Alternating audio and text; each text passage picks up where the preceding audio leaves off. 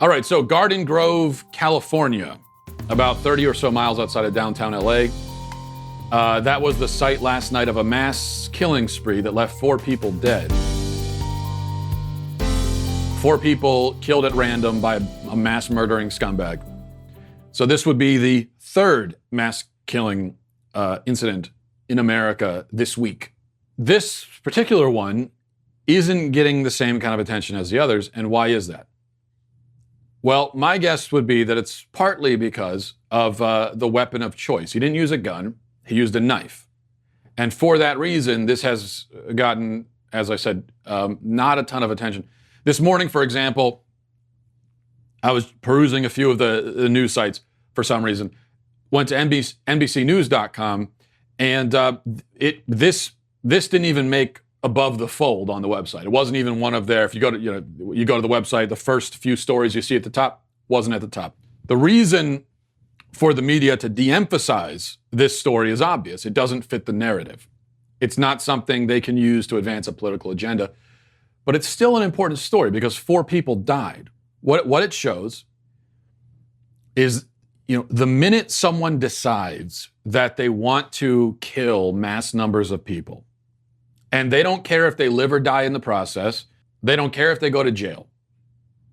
So they don't care about the consequences, and they want to kill a lot of people. The minute a person gets to that state psychologically and spiritually, there is basically no law in the world that could stop them from hurting people. There's no law that's going to do it the minute someone makes that decision. Now, it's unlikely. The government wants us to feel otherwise, but it's unlikely that you have ever been saved from being a victim in one of these kinds of incidents by a law. What I mean is it's unlikely that you were ever in a situation where a person would have hurt you or shot you, stabbed you, whatever, but for laws preventing them. That's probably not the case.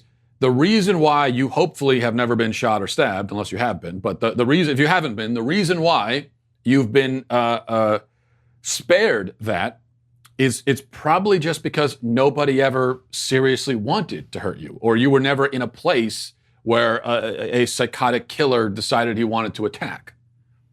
It's kind of scary to think of it that way. I know.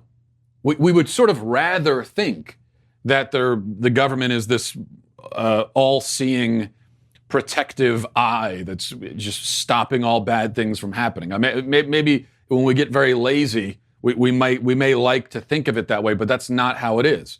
The one thing keeping us safe, keeping society together, is the simple fact that most people don't want to cause serious harm to others. If that ever changes, then chaos ensues. We need to think of it this way. We need to think, what if my luck runs out? What if a murderous psycho ever does come to harm me? How will I protect myself in that situation? Because most likely, if that happens, if that murderous psycho has his eyes set on you for whatever reason, the only thing that will protect you in that moment is you. In that moment, in that situation, you are going to be the first, last, and only line of defense for yourself. And so we all need to protect ourselves. It's not paranoia.